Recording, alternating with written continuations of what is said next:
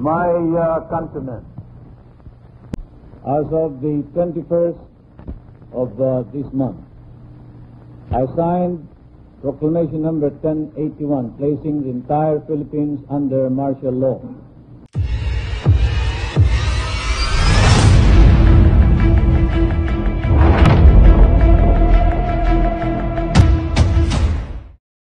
Noong Agosto 21,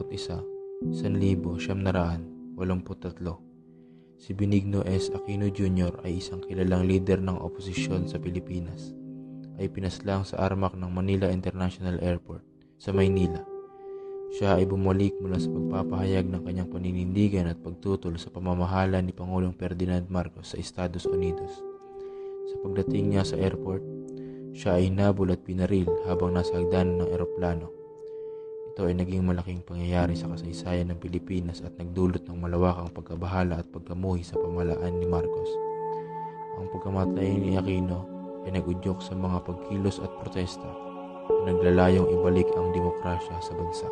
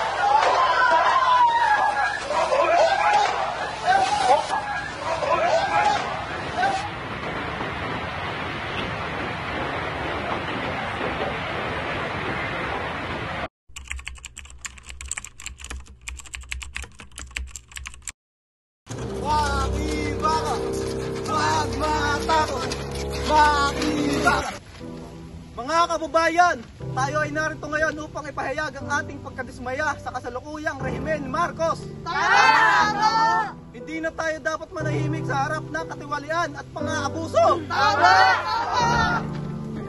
Tama ka! Paglaban natin ang ating mga karapatan at ipahayag ang ating mga hinaing. Tama! Tama! Tama! Ang ating pagkakaisa ay nagpapakita ng lakas ng sambayanan. Hindi na tayo magpapadala sa takot at pananahimik. Tama!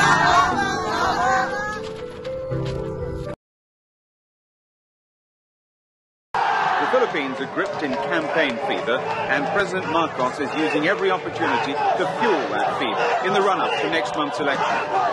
At a rally in Manila, his threats were almost apocalyptic. The opposition was working hand-in-hand with the communists, he charged. Opposition victory meant bloody civil war. You and I, who have no gun, you, the civilians, who are not soldiers, will be the first to suffer. Many of us will die. It will be a bloody civil war. And so, we should not allow this now. While there is still time, while there is still opportunity, we must prevent the occurrence of a civil war in our country. Dahil sa patuloy na pagdududa ng mga Pilipino sa kakayahan ng pamahalaan, pinungkahi ng Amerika ang pagsasagawa ng dagliang halalan o snap election noong panahon ni Pangulong Marcos. Ang layunin ng snap election ay upang bigyang daan ang mga mamamayan na maipahayag ang kanilang saloobin sa pamamagitan ng isang malayang at patas na halalan. Whatever U.S. senators or the U.S. Army may say about the Filipino president's war record, the supporters at his latest election rally in Manila, he still appeared the hero. The president has always made much of his war record, claiming to have led a band of courageous guerrillas against the Japanese. But in the past few days, evidence has been produced in the United States apparently showing his claims to be false. Former veterans of the Philippines campaign have come forward to say they never heard of Marcos during the war. The revelations come Sa pagsulong ng ideyang ito, pinakinggan ni Pangulong Marcos ang mungkahi at nagpahayag ng pagsang-ayon sa pagsasagawa ng snap election. Sa pagpapahayag na ito, inaasahan na magkakaroon ng pagkakataon para sa mga mamamayan na maipahayag ang kanilang mga saloobin at maipili ang kanilang mga pinuno sa isang malayang at patas na proseso. The choice in this election is between a dictatorship founded on deceit, the Marcos program, and democracy founded on the freely expressed will of the people, the Cory Aquino program. Mr. Marcos is determined to remain permanent dictator, come hell or high water. I am determined to stop him. Gayunpaman, ang pagpapahayag na ito ay hindi nagpatigil sa patuloy na pagkilos at protesta ng mamamayan laban sa rehimen ni Marcos. Ang mga mamamayan ay nanatiling mapagduda sa patas na pagpapatupad ng snap election at patuloy na ipinahayag ang kanilang pagtutol sa diktadorya at korupsyon. Mrs. Aquino chose a speech at a girls' private school to reject the claims. I fully believe that insurgency is not a simple problem. It is a combination of several problems involving the mind, the heart, and the stomach of man. It is an economic problem, a social problem, a military problem, and an ideological problem. I am not a communist. I have never been a communist, and I will never be a communist. Sa kabila ng pagpapahayag ni Marcos na pagsasagawa ng snap election, ang mga pangyayari sa mga sumunod na araw ay nagpakita ng patuloy na pagkabahala at pagdududa ng mga mamamayan. Ito ay nagresulta sa malawakang pagkilos ng People's Power Revolution na nagbunga ng pag-alis ni Marcos sa kapangyarihan at pag-akyat ni Corazon Aquino bilang Pangulo ng Pilipinas. Ang pangyayaring ito ay nagpakita ng lakas at determinasyon ng mga mamamayan na ipahayag ang kanilang mga saloobin at labanan ng mga Persa na nagdudulot ng pagdududa at kawalan ng tiwala sa pamahalaan. Ito rin ang nagdulot ng pagbabago at pagkakaroon ng isang bagong yugto ng demokrasya sa bansa. I cannot in conscience recognize the President as the Commander-in-Chief of the Armed Forces, and I am appealing to my brother members of the Cabinet to heed the will of the people. I am with Minister Enrile, and the reason for my being here, ladies and gentlemen, is that because the Armed Forces of the Philippines has ceased to be the real Armed Forces of the Philippines. Dahil dito, nagkaroon ng mga pag-uusap at pagpaplano sa loob ng militar tungkol sa pagpapatalsik kay Pangulong Ferdinand Marcos.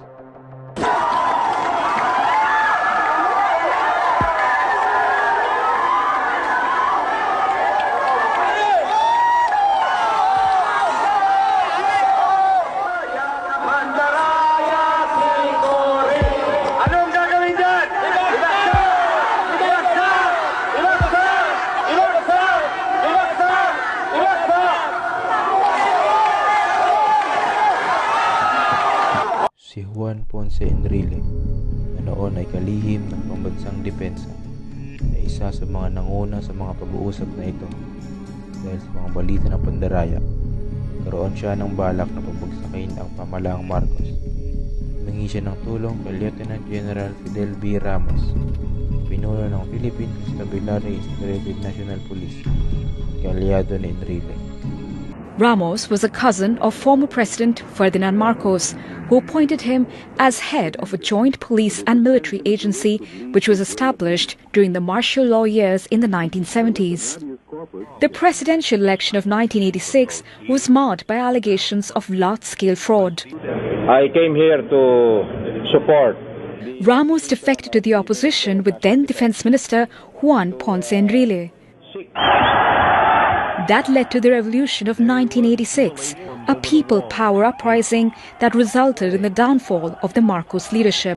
Sa kanilang pag-uusap, pumayag si Ramos na magbitiw sa kanyang pwesto bilang pinuno ng PCINP at sumama sa mga rebeldeng sundalo. Ang pagpapakita ni Ramos ng suporta at pagsama sa mga rebeldeng sundalo ay nagbigay ng malaking lakas at kredibilidad sa kanilang mga plano.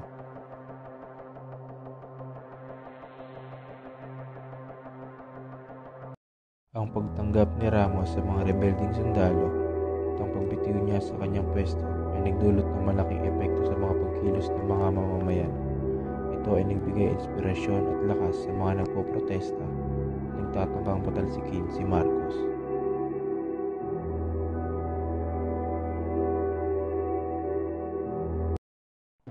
pagkakaisa ng mga rebelding sundalo kasama sina Enrile at Ramos. Ang suporta ng mga mamamayan ay naging mahalagang salik sa tagumpay ng People's Power Revolution. Ito ang nagdulot ng pag-alis ni Marcos sa kapangyarihan at ang pag-akyat ni Corazon Aquino bilang Pangulo ng Pilipinas.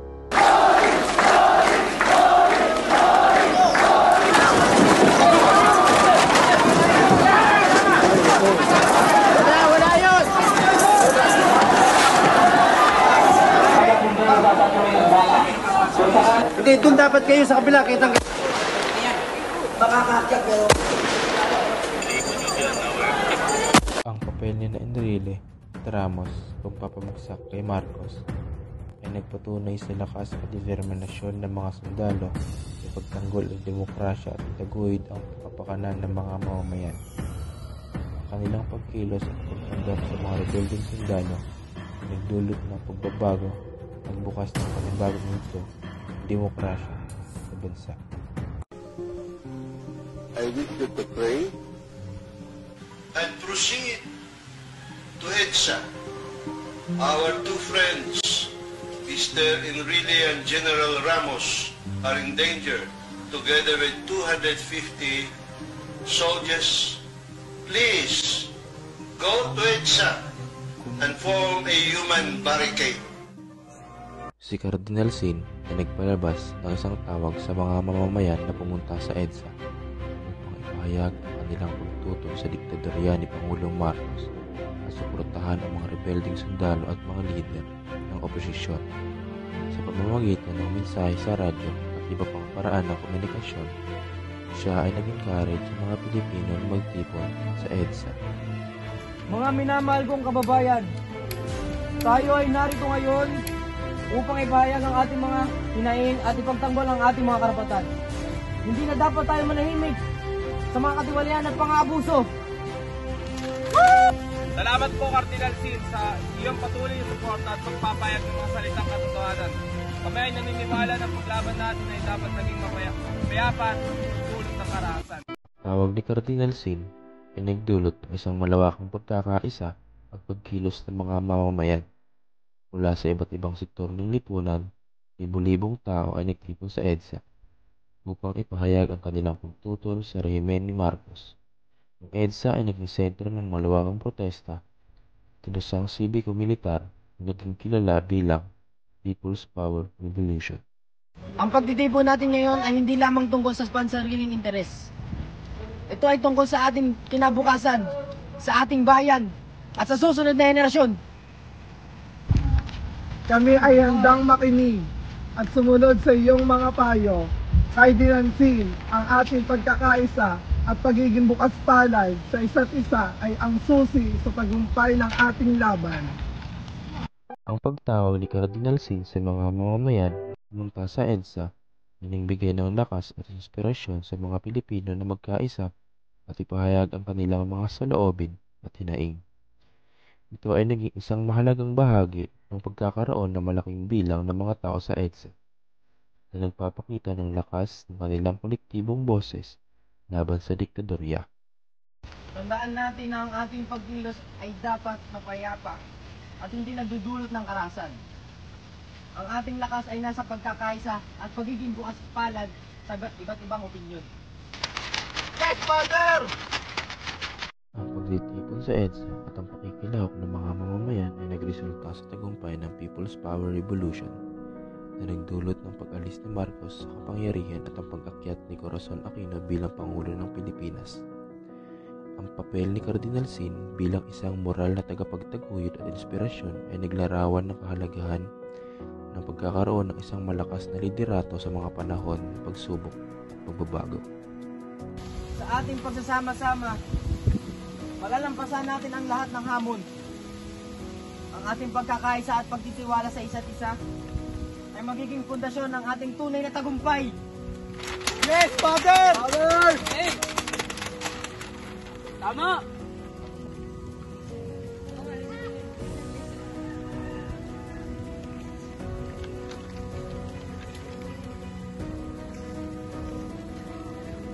Mga kapatid, ako'y lubos na natutuwa sa inyong determinasyon at pagkakaisa.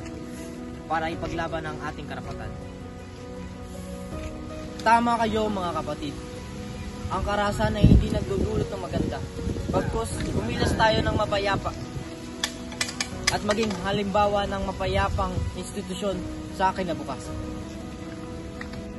Sa ating pagkilos at pagkakaisa na walang karahasan, malalampasan natin anumang hamon. Sa lahat ng ating pagkilos at pagkakaisa ng walang karahasan, lahat ng hamon ay ating malalampasan. Noong madaling araw na Pebrero, 24, 1986, naganap ang matinding bakbakan sa pagitan ng mga loyalista o mga taga-suporta ni Pangulong Ferdinand Marcos at mga rebeldeng sundalo na sumusuporta kina Juan Ponce Enrile at Fidel Ramos. Pinag-uutos sa amin na pigilan kayo. Ito ay pinagbabawan na pagtitipon. Ang mangyari na umalis lang kayo upang maiwasan ng anumang gulo. Hindi kami titigil hanggat hindi pinapakinggan ng aming mga inain. Kami ay naglalakad ng mapayapa at walang karahasan. Ang bakbakan na ito ay naganap sa loob ng mga military camp, partikular na sa Camp Aguinaldo at Camp Crame. Ang mga loyalista ay nagtatangkang supilin ang mga rebelding sundalo na maibalik ang kontrol sa mga military camp na ito. Kami ay nasa tungkulin na panatilihing maayos at kapayapaan at kaayusan, maaaring sumunod sa mga utos. Kami ay mayayaman, kami ay may karapatan.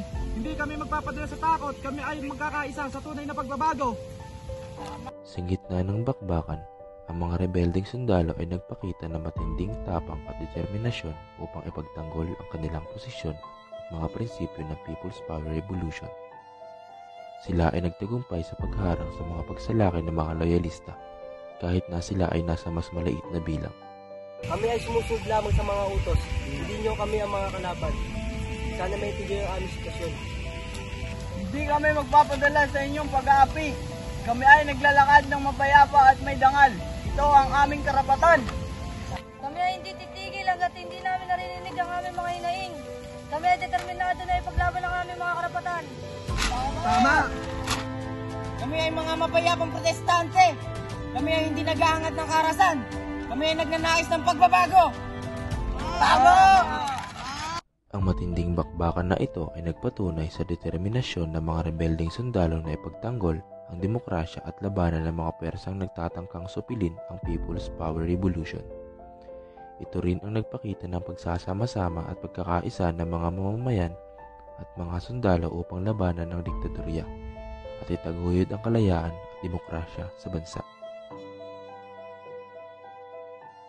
Mga kasama, nandito tayo ngayon na pagpapagsusya ng mga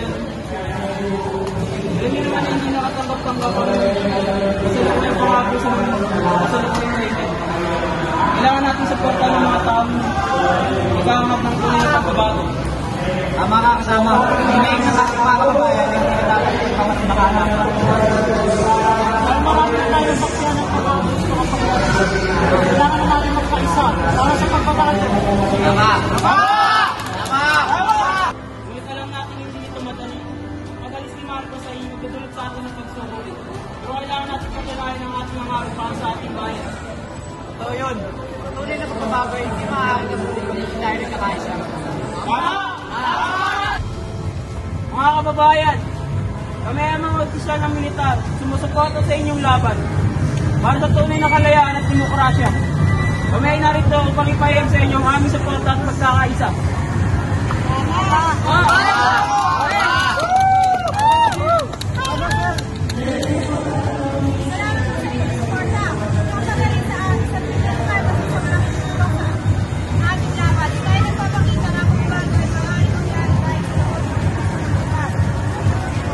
Kami ay narito upang ipakita na hindi lahat ng sundalo ay nasa balik ng korupsyon at pangabing ko.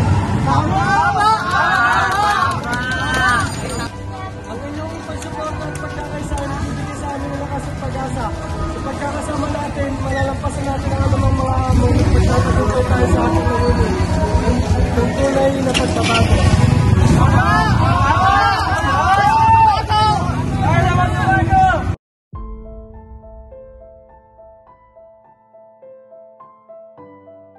Kinausap ni Pangulong Ferdinand Marcos si Juan Ponce Enrile bago siya umalis ng bansa noong Pebrero 25, 1986. Sa panahong iyon, ang pag-alis ni Marcos ay naging isang malaking kontrobersiya at isang mahalagang pangyayari sa kasaysayan ng Pilipinas. Mga kaibigan, hindi natin maaaring pagkawalang pangalan ang mga hinaing na ating mga kababayan. Ang sitwasyon ay lumalala at hindi na natin kayang pigilan ang pagtaas ng galit at pagkadismayahan ng mga tao. Tama ka, Pangulo. Ang mga protesta at pagkakaisa ng mga mamayanan ay nagpapakita ng malaking banta sa ating kapangyarihan. Kailangan nating mag-isip ng malalim at mag-desisyon para sa ikabubuti ng ating bansa. Alam ko na ito, isang mahirap na desisyon. Subalit kailangan nating magkaroon ng malasakit sa ating bayan upang maiwasan ang tigo at karahasan. Kailangan kong tanggapin ang katotohanan at magpasyak umalis ng bansa. Sa kanyang pagsasalita sa telebisyon, nagpahayag si Marcos ng kanyang desisyon na umalis ng bansa at magtungo sa Hawaii kasama ang kanyang pamilya. Bago ang kanyang pag-alis, nagkaroon siya ng isang huling pag-uusap kay Enrile na noon ay kalihim ng pambansang depensa. My beloved countrymen, I'm now in Hickam Air Force Base. With that, Ferdinand Marcos, his wife Imelda at his side, read what he described as a letter to the Filipino people. It contained Marcos's version of his downfall. He never conceded losing control of the country he ruled for 20 years. This situation came to a point that although I had control of superior military power and several opportunities to employ this military power, the employment of such an overwhelming force, no matter how legitimate, would have resulted in the bloody carnage among innocent civilians. He says he chose to stay in the Philippines, but the United States made him leave. Ang pagsasalita ni Marcos kay Enrile ay bahagi ng mga pangyayari na nagdulot ng pag-alis niya sa kapangyarihan. Ito ay naging isang mahalagang bahagi ng People's Power Revolution kung saan nagkaroon ng malaking pagkilos ng mamamayan upang patalsikin si Marcos at ibalik ang demokrasya sa bansa. Ang pag-uusap na ito ay nagpapakita ng pagkakaisa at pagkakasundo sa pagitan ni Marcos at Enrile hinggil sa sitwasyon.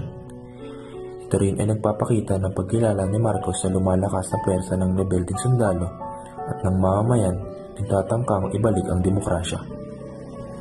Ang pag-alis ni Marcos sa bansa at ang kanyang pag-uusap kay Enrile ay nagbukas ng daan para sa pag-akyat ni Corazon Aquino bilang Pangulo ng Pilipinas at ang pagtataguyod ng isang bagong yugto ng demokrasya sa bansa. From Guam, the Marcos entourage came to Hawaii and Hickam Air Force Base, where they have remained in seclusion. No questions were allowed at this session, which Marcos requested. It was billed as a media availability and not a news conference. Marcos seemed to be making a special plea to local Filipinos. His family has expressed a strong inclination to remain in Hawaii. I implore the entire Filipino people to not to forget these ideals and noble objectives which we will attain only through the peaceful unification of our people. Raise your right hand and repeat after me.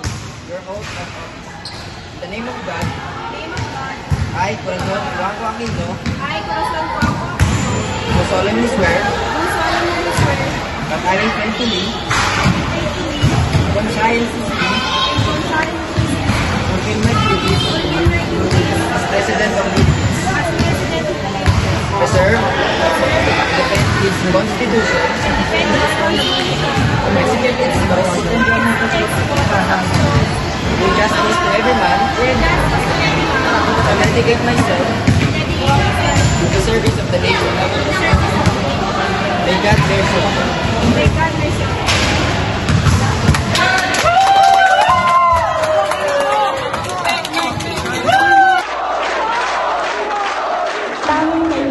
Ngayon ay katahimikan, hindi ang kawalan ng paggalang para kanino man. Subalit, katahimikan may paggagalang at katarungan para sa lahat. Maaring hindi magtagumpay ang ating mga inisyatibo at alam na natin ito. Subalit bago ang lahat, ay dapat nating alisin ang lahat ng pag-aalinlangan. Patuloy akong kampante sa isiping makakamtan natin ang kapayapaan at katahimikan sa buong panahon ng aking panunungkulan. Subalit kailangan natin ang tulong ng lahat, ng bawat isa. I have faith that peace will come if those who believe in peace will only band together.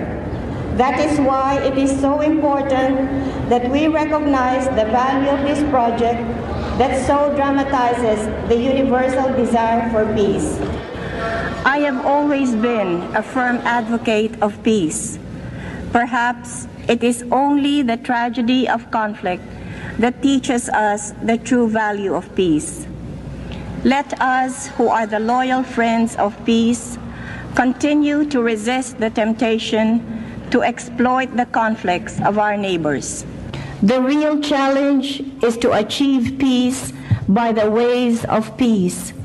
This is the best assurance that it will last and serve as the foundation for the national cooperation that is needed to restore my country's wasted fortunes. I ask you to share with me the hope and prayers that I will succeed.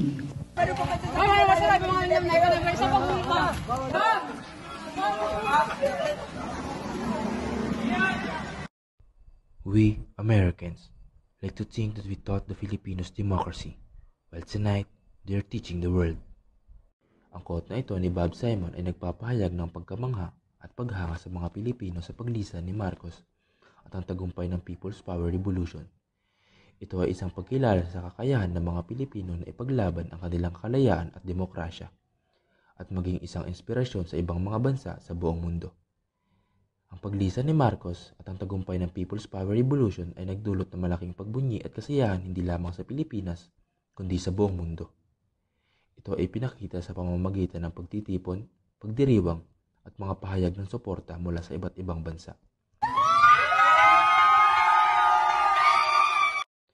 Ang mga pangyayaring ito ay nagpapakita ng pagkakaisa at pagkilos ng mga mamamayan sa iba't ibang panig ng mundo upang suportahan ang mga Pilipino sa kanilang laban para sa demokrasya. Ito rin ay nagpapakita ng kapangyarihan ng mamamayan na magdulot ng pagbabago at magtayo ng isang mas malayang at makatarungang lipunan. Ang pagkilala ni Bob Simon sa mga Pilipino bilang guro ng demokrasya ay nagpapahayag ng paghanga sa kanilang tapang at determinasyon na ipaglaban ang mga prinsipyo ng kalayaan at karapatang pantao. Ito ay isang paalala na ang pagtatanggol sa demokrasya ay isang pangkalahatang tungkulin at hindi limitado sa isang bansa lamang.